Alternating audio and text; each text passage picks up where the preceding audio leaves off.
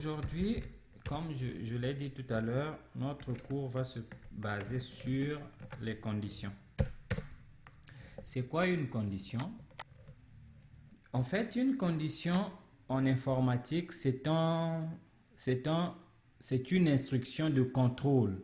Une instruction qui permet de contrôler les autres instructions ou de contrôler le processus de fonctionnement de notre programme.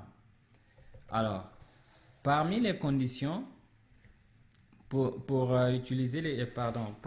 exploiter les conditions, on a le if et le else. Donc, il y a la structure if, else que nous allons voir. On aura la structure switch. Ensuite, on aura les conditions ternaires et on va passer aux boucles. Donc, pour me répéter un tout petit peu, alors, comme je disais tout à l'heure qu'une condition, c'est une instruction de contrôle qui nous permet de contrôler le processus de fonctionnement de notre application. Maintenant, dans les conditions, nous allons les voir en structure. Donc, il y a la structure if-else, et puis on aura la structure switch, on aura la structure conditionnelle ternaire, et après nous allons passer aux boucles. Alors, c'est quoi une condition avec la structure if? If, en fait, pour ceux qui sont anglophones, tels que frère Samuel, il peut comprendre. On le traduit directement par si. If signifie si. Et si telle condition est respectée, alors tu peux faire telle autre chose. Et en anglais, on utilise le mot if qui s'écrit comme ceci. If. Ensuite, donc la syntaxe, on met entre parenthèses, on met l'instruction que nous voulons voir être comme testée, disons. En résumé, on met le test dans les parenthèses. On écrit d'abord if qui signifie si, et ensuite on met le test à l'intérieur de la condition ici, à l'intérieur pardon des parenthèses, et après on met les accolades comme ceci pour signifier à l'ordinateur que ici l'accolade qui ouvre. À partir de là, l'instruction qui sera à l'intérieur ici va permettre, disons, sera exécutée si le test ici est vérifié. C'est-à-dire que si le test répond dans le sens affirmatif, on va entrer ici. Sinon, si le test n'est pas affirmatif, c'est else. C'est-à-dire que sinon, else signifie sinon. On ouvre les accolades, on met l'instruction du else ici. L'instruction de if entre les accolades ici, on écrit à l'intérieur. On n'écrit pas ça ici, non. Mais on écrit à l'extérieur. À l'intérieur. Et les instructions de else, on les met ici, à l'intérieur des accolades. Donc, dans les conditions, la structure, ce qu'il faudra retenir, c'est que pour que vous puissiez exécuter l'instruction en rapport avec votre condition, il faut mettre l'instruction à l'intérieur des accolades, pas à l'extérieur. Sinon, ça ne va pas marcher. Vous aurez un résultat que vous n'attendez pas. Alors, les éléments de test, je vais les noter ici. Les éléments de test, les éléments de test sont les suivants. Et les éléments qu'on va utiliser pour faire les tests, par exemple le test d'égalité, ça ne sera pas égal comme ça, mais ça sera double. Double égal, ça signifie égal en programmation. Donc, les éléments des tests sont les suivants. Égalité, 2 points, on aura le symbole ici. Si on veut tester la différence entre deux éléments,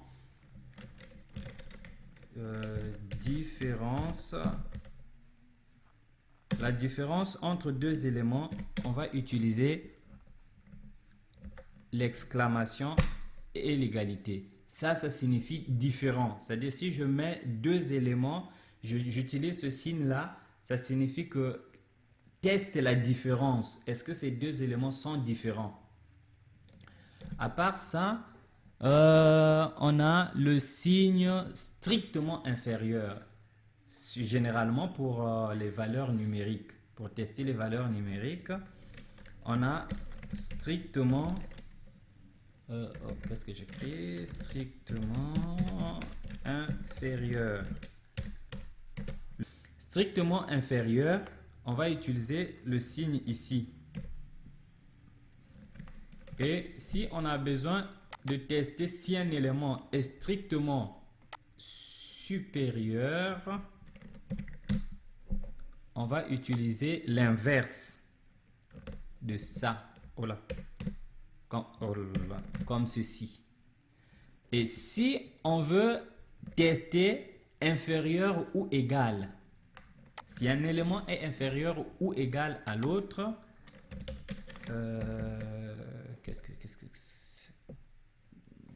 je devais faire ça. Hop. Ou égal à l'autre, on va utiliser le signe ici. Égalité et puis, oh, excusez-moi, j'ai mal écrit comme ceci. Voilà. Donc, inférieur ou égal. Et si on veut tester pour le supérieur, je pense que vous pouvez vous imaginer, ça doit être ça. Supérieur ou égal.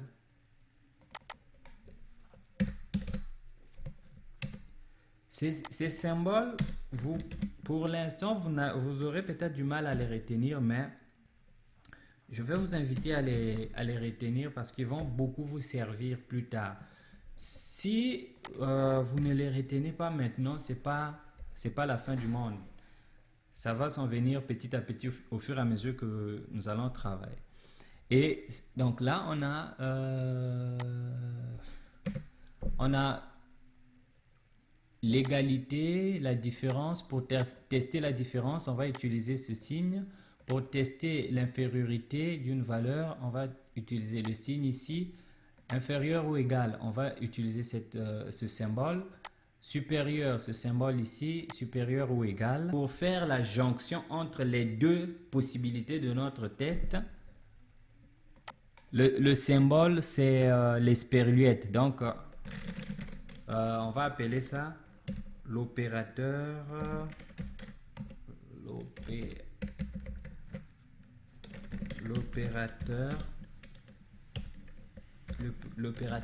et dans une condition se présente comme ceci. C'est l'esperluette qu'on appelle ça, le signe ici. Ça, le et. Ça, c'est le et. Et puis, on a aussi le ou. Le ou, c'est lorsqu'on veut voir si telle condition est vérifiée. Bon, même si elle n'est pas vérifiée, mais tu peux aussi prendre l'autre. Donc, c'est telle condition ou l'autre que tu dois prendre. Le ou là, voilà. Qu'est-ce que j'ai fait? CTRL Z. Effectivement, j'ai une question de Percy qui a écrit sur le chat. Si vous pouvez regarder, vous allez le voir. Les sperluettes, il faut les mettre à 2. Tu ne peux pas mettre un.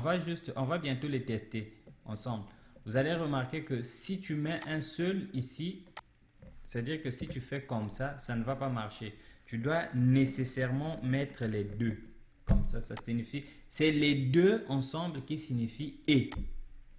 Et puis, l'opérateur, ou comment est-ce qu'il appelle ça lui? Ouais. Le ou, On teste, c'est ça. C'est, oh là là, c'est la barre ici. Oh, c'est la barre ici. Les deux ensemble, les deux barres ensemble signifient ou. Donc, si vous ne mettez pas, si vous mettez juste une barre comme ça ne va pas marcher. L'ordinateur ne va pas reconnaître ça, ou sinon Java ne va pas reconnaître que vous voulez faire un test. Ensuite, pour les conditions ternaires que nous allons voir un peu plus loin, on va utiliser le point d'interrogation et les deux points. Ça, ce sont les symboles que nous allons utiliser pour faire nos tests, nos différents tests dans les différentes structures que nous allons gérer ensemble. Maintenant, nous allons commencer avec la structure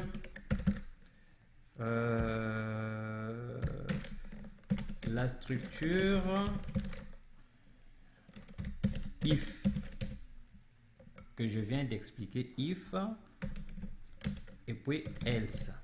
Donc, si, sinon, si la condition que nous allons mettre est vérifiée, tu fais ce qui est entre les accolades. Sinon, ben, tu fais ce qui est entre les accolades de else. Alors, hier, nous avons vu les variables. Je vais donc créer deux variables. Je vais appeler par exemple âge. Âge égale à 0. Ensuite, je vais créer une autre variable que je vais appeler par exemple année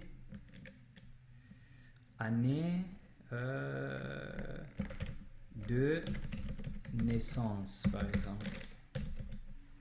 Aussi, je lui mets à 0.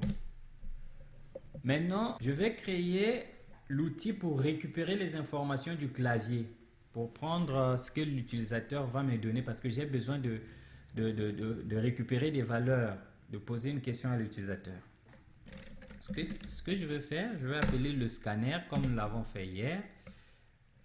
Il y a quelque chose que je ne vous avais pas dit hier, mais je vais l'expliquer prochainement. C'est très subtil, ce sont les imports des classes, mais on va parler de ça. Alors, je vais continuer. Clavier égale, on disait new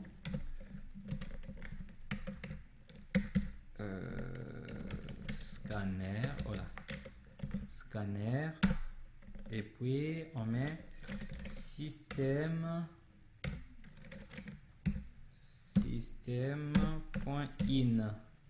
Voilà. Bon, maintenant je vais faire un petit message ici pour dire entrez par exemple votre année de naissance, deux points, et puis ici je prends année de naissance, je fais égal, ça c'est ce que nous avons fait hier, clavier point next int, comme ceci. Voilà. Maintenant, là je viens de recevoir l'année de naissance que l'utilisateur va me donner. Ce que je veux faire, c'est que la personne qui a 100 ans aujourd'hui est née en quelle année? En 1920. Ok. Maintenant, est-ce que quelqu'un peut vivre 200 ans? Je ne pense pas. Alors, ce qui veut dire que si quelqu'un... Frère Samuel dit oui. Maman Anne, oui, non, Maman Anne a raison. Pas de nos jours, effectivement. De nos jours, quelqu'un ne peut pas vivre 200 ans. Maintenant, ce que nous allons faire ici, c'est de tester, puisque la personne, le maximum qu'on va considérer, c'est 100 ans. C'est 1920. Donc, la personne qui a 100 ans aujourd'hui est née en 1920. Maintenant, ce que nous allons faire dans notre structure de contrôle ici, nous allons tester est-ce que l'année que la personne là, ou sinon la personne qui exécute notre programme, l'année qu'il nous a donnée, est-ce que c'est une bonne année de naissance qui convient par rapport à aujourd'hui? Si ça ne convient pas, on va lui dire, si par exemple c'est plus de 100 ans, on va lui dire que non, tu es déjà décédé, c'est pas normal. Si c'est moins de 100 ans, on va lui donner un petit message. Donc, on va juste exercer un peu le test. On dit, si, ici, on va écrire si année de naissance est inférieure. Là, on commence à raisonner un peu. Est inférieure à 1920. Prenons, j'ai bien dit qu'on prend la moyenne de 100 ans. Quelqu'un il peut avoir 120 ans, c'est possible. Mais nous prenons la moyenne de 100 ans. Si l'année de naissance entrée est inférieure à 1920, ce qui veut dire que ça peut être 1919, 1918, ainsi de suite vers le bas. Mais si cette année de naissance-là est inférieure à 1920, ici, on va lui donner le message.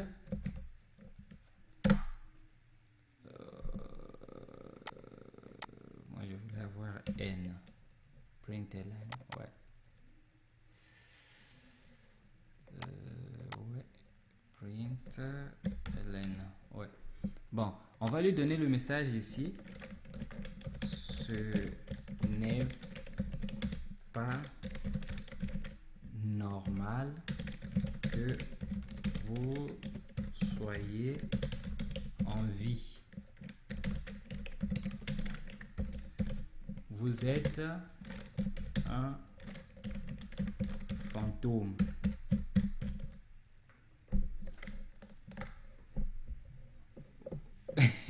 Vous êtes un fantôme, un monstre. Par exemple. Maintenant, si la personne donne une très bonne année, ce qui va se passer, c'est que ici, quand le test est vérifié que c'est inférieur, il va entrer ici pour faire cette instruction. Maintenant, si c'est pas inférieur, c'est que c'est supérieur. Donc ça va entrer directement dans le else.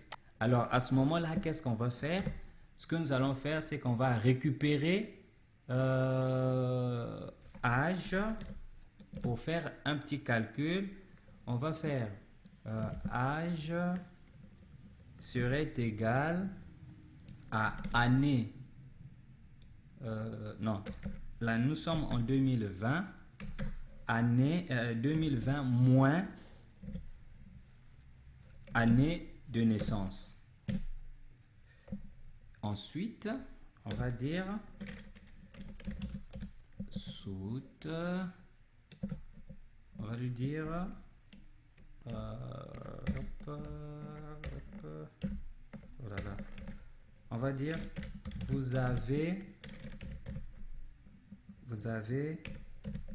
2 points. Je fais la concaténation que nous avons vue hier. Âge. Je fais une autre concaténation. Je dis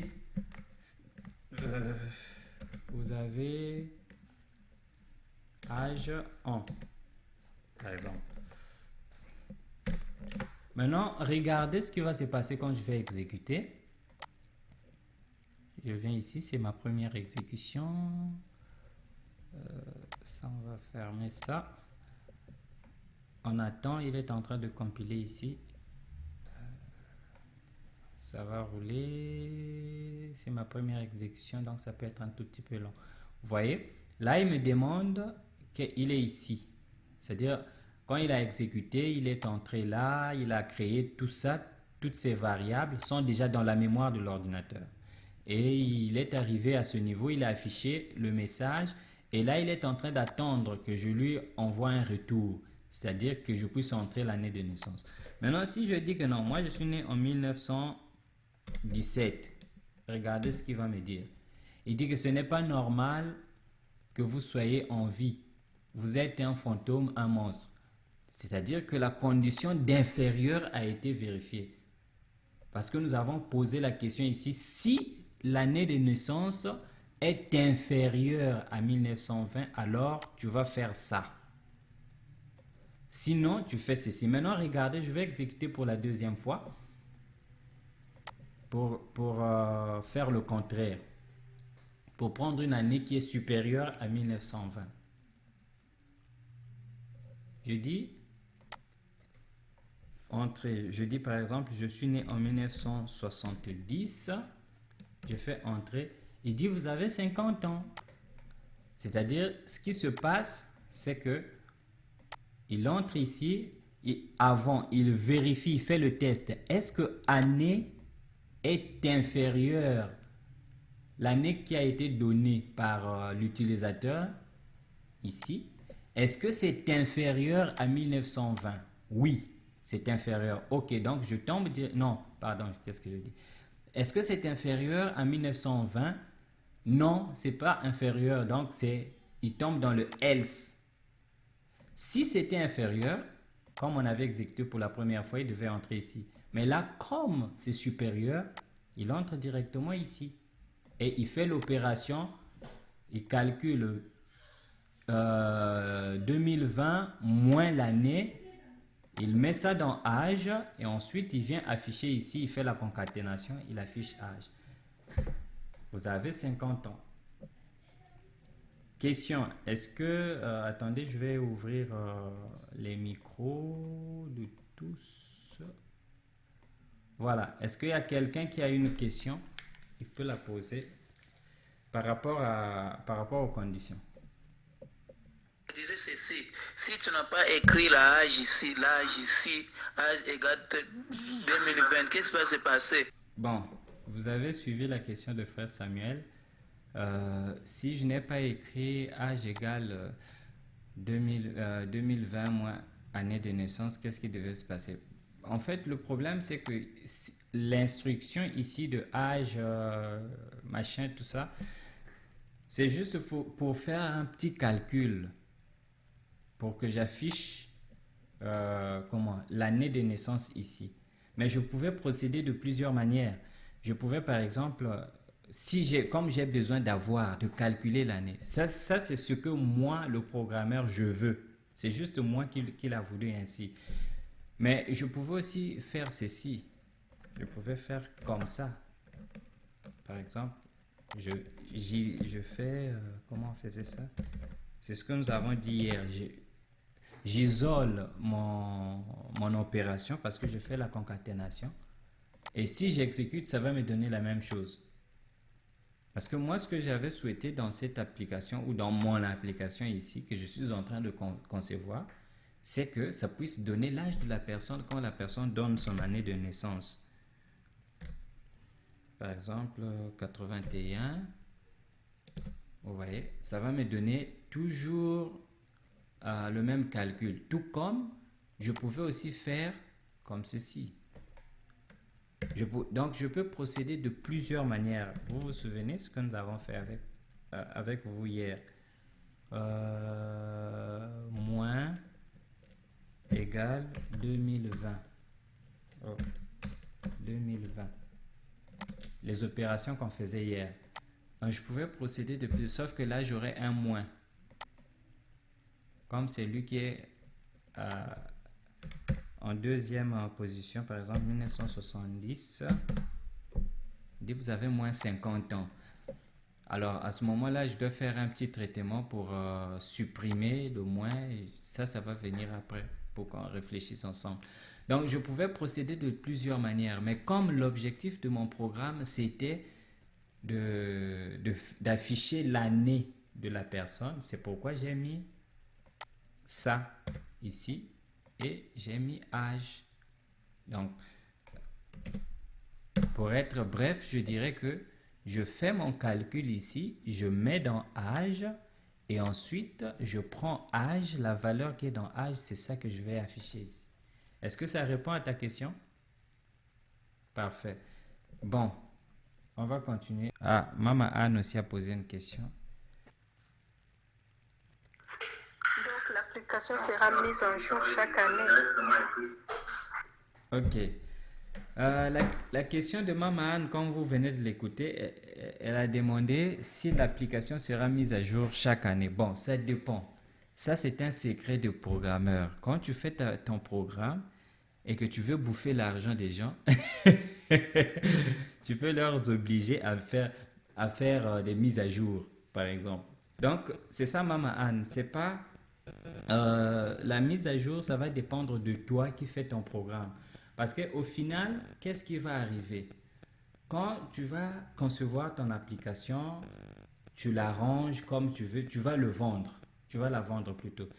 Tu peux faire que après une année, que tes clients reviennent vers toi pour chercher la mise à jour.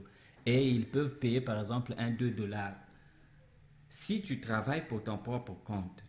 Et l'autre côté aussi, c'est que si tu vas travailler dans une entreprise, à ce moment-là, toi, tu n'as pas besoin de faire des mises à jour d'application. Ça va dépendre de la politique de l'entreprise. Alors, je ne sais pas, Maman, si j'ai bien répondu à ta question.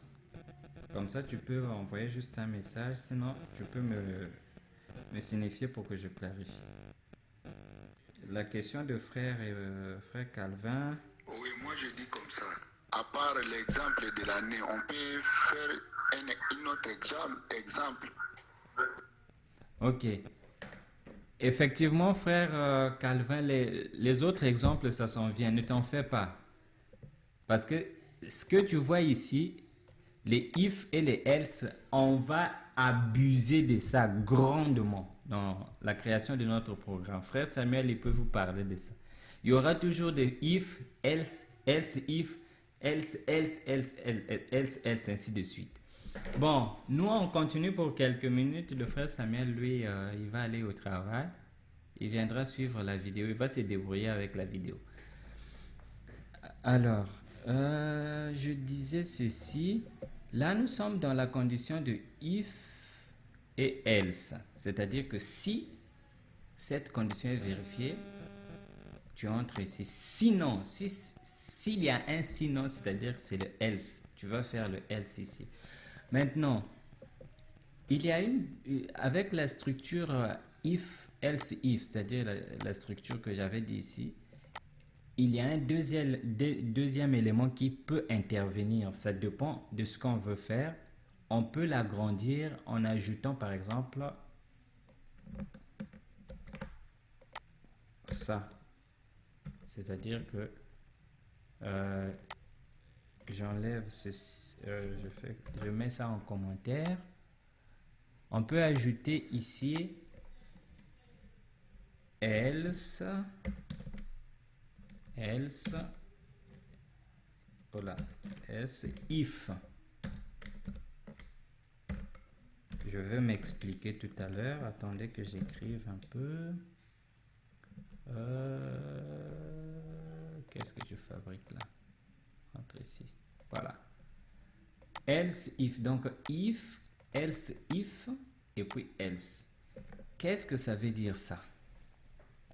Ça veut juste dire que si par exemple cette condition n'est pas vérifiée, sinon, si cette condition est vérifiée, sinon, on tombe ici.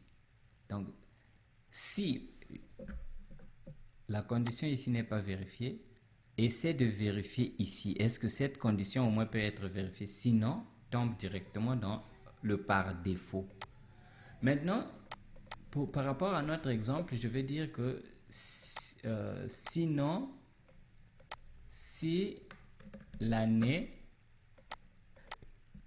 n'est pas inférieure, c'est que il doit être supérieur.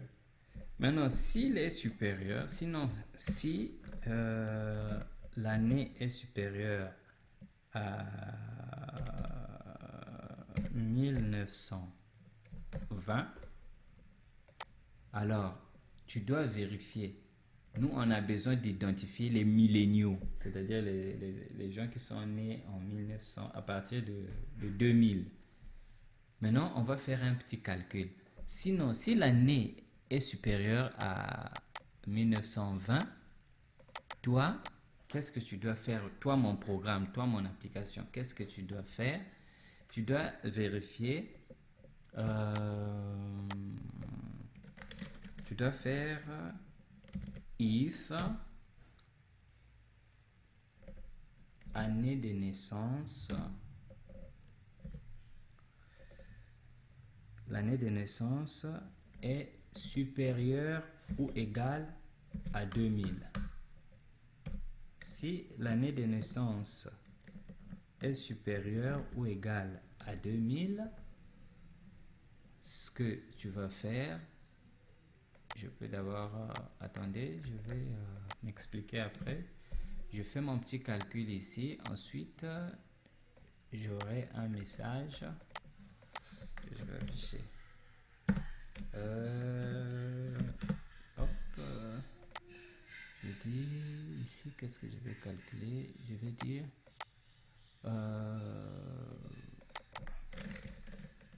vous êtes un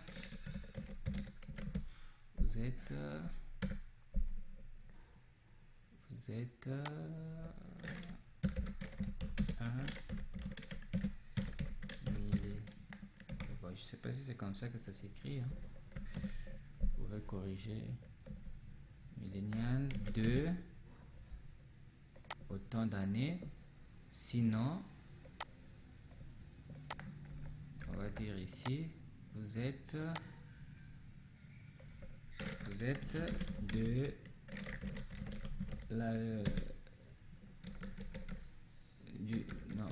vous êtes par exemple du 19e siècle, par exemple. Oh, pardon, qu'est-ce que je dis? Du 20e siècle. 20e siècle. Oh, qu'est-ce que j'écris là? Siècle. Voilà, avec voilà. Bon, qu'est-ce qui va se passer ici? Ça là, ça, c'est ce que nous avons vu ici. J'ai mis ça en commentaire. Ça ne va pas s'exécuter parce que c'est en commentaire. Je réduis ça. C'est la même chose. Cette partie-là, c'est juste un exemple, mais sauf que j'ai utilisé là le test de supérieur ou égal. Avant, j'avais utilisé le test ici. Après, j'ai utilisé ça. Maintenant, là, je viens d'utiliser celui-là. Et qu'est-ce que je vais avoir comme résultat? Quand ça va fonctionner, ce qui va se passer, si j'entre une année et que l'année est inférieure à 1920, il va me donner ce message ici. Si l'année est inférieure, est strictement inférieure à 1920, mets ça, écris ceci. Sinon, si cette année-là est supérieure à 1920, alors entre ici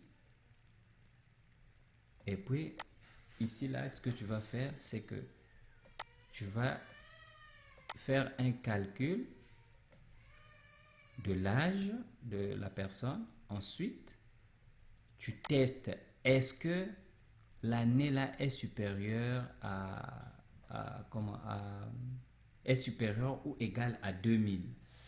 Oui ou non? Si oui, tu fais ceci. Sinon, tu fais ça. Et si vous remarquez bien, je vais vous poser une question, vous pouvez me répondre sur la discussion. Selon vous, parce qu'il y a un petit piège là, mais je voudrais toucher un peu votre imagination. Selon vous,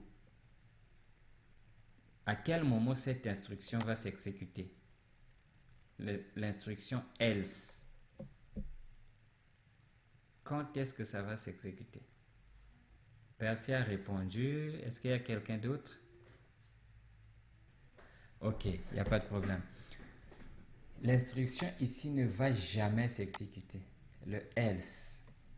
Pourquoi? Parce que on n'a que deux possibilités qui sont valables. soit c'est strictement inférieur, soit ça sera strictement supérieur. Donc, ce qui veut dire que ça ne va jamais, jamais et jamais s'exécuter.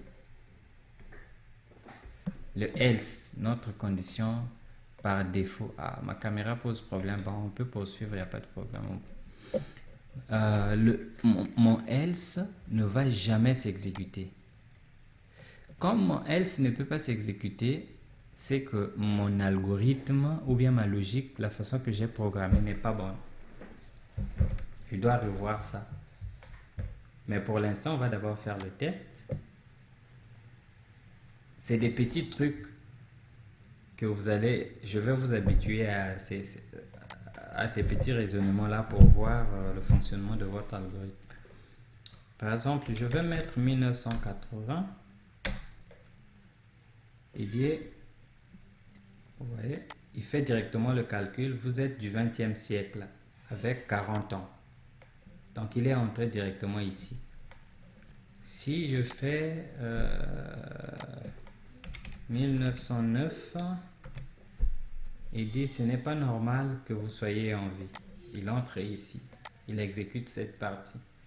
Donc, ça là, ça ne sera jamais exécuté. Maintenant, si je veux que ça puisse être exécuté, parce que pour l'instant, quand je fais 900 par exemple 85, il entre ici et il entre ici, il fait le calcul, il teste, est-ce que c'est supérieur ou égal à 2000? Non, il vient directement ici, il exécute ça. Maintenant, si je veux que ça puisse s'exécuter, parce que là, on n'a que deux conditions possibles, ce que je vais faire, je vais déplacer mon test ici. Au lieu de le mettre là, je vais le mettre ici. Je fais comme ça. Et puis, à ce moment-là, ce que je vais faire, je vais changer mon test. Si par exemple, le calcul ici me donne 20 ans, if âge est égal à 20, à ce moment-là, tu es ici.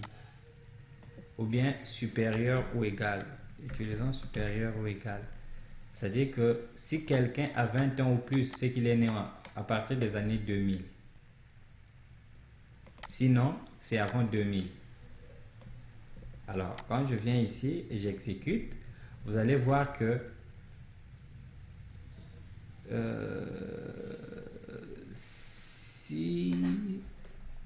comment âge de naissance, qu'est-ce que je fais? Attendez. J'ai mal raisonné avec mon truc.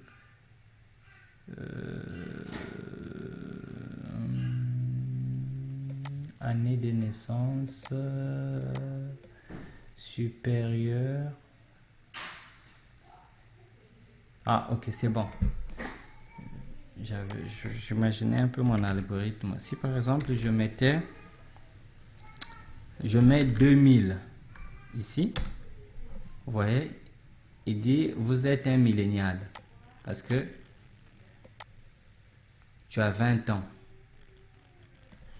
Si je fais 1995, voilà ce que ça me donne. Vous avez 25 ans. Je suis dans le else ici. C'est-à-dire que l'année que j'ai donnée n'est pas supérieure ou égale à 2000. C'est inférieur. Mais c'est supérieur à 1920. Je sais que ça bourdonne un tout petit peu. Est-ce que vous avez une question? Je commence par Maman Anne. S'il y a une question, Maman Anne, envoie-moi ça sur WhatsApp. Ok, Maman Anne n'a pas réagi. Ou peut-être qu'elle est en train d'écrire. Ou... Percy. Ah, Maman Anne n'a pas de question. Ok, elle a dit non. Percy, est-ce que tu as une question? Pas de questions. Frère Calvin. Ok. Moi, je demande, j'ai vu 2020, où c'est sorti le 2020 là? Puisque j'ai vu 2020. Bon, le 2020, en fait, ça sort de moi. C'est moi juste qui ai inventé ça parce que c'est par rapport à ce que je veux faire comme test. Qu'est-ce que je veux faire comme test? Je veux juste vous montrer, vous, comment vous pouvez utiliser les conditions avec la structure if, else if et puis else. Qu'est-ce que vous pouvez faire? Maintenant, dans ma façon de réfléchir, l'exercice que j'ai voulu faire avec vous, c'est de savoir, de tester d'abord si quelqu'un me donne l'année de naissance qui est supérieure ou inférieure à 1920, qu'est-ce que je fais? Si l'année est strictement inférieure à 1920, je fais ça. Maintenant, sinon, si cette année-là est supérieure ou égale à 2000, pourquoi j'ai pris 2000? C'est parce que je voulais séparer les gens qui sont nés après 1920 jusqu'à 2000 et puis les gens qui sont nés à partir de 2000 jusqu'à aujourd'hui pour faire la différence des traitements dans ces deux groupes. Et c'est ce que j'ai fait. Qu'est-ce qui va se passer? C'est que le 2000 ici, c'est juste pour établir la différence entre le groupe qui est né avant 2000, mais entre 2000 et 1920. Et ensuite, le groupe qui est né après 2000 et jusqu'à aujourd'hui. C'est à peu près ça. Je ne sais pas si ça répond à ta question. Oui, Maman Anne, c'est ça effectivement. Vous allez faire beaucoup d'exercices et ça va commencer aujourd'hui. Parce que on ne pourra pas évoluer si vous ne faites pas des exercices, vous aurez beaucoup de difficultés.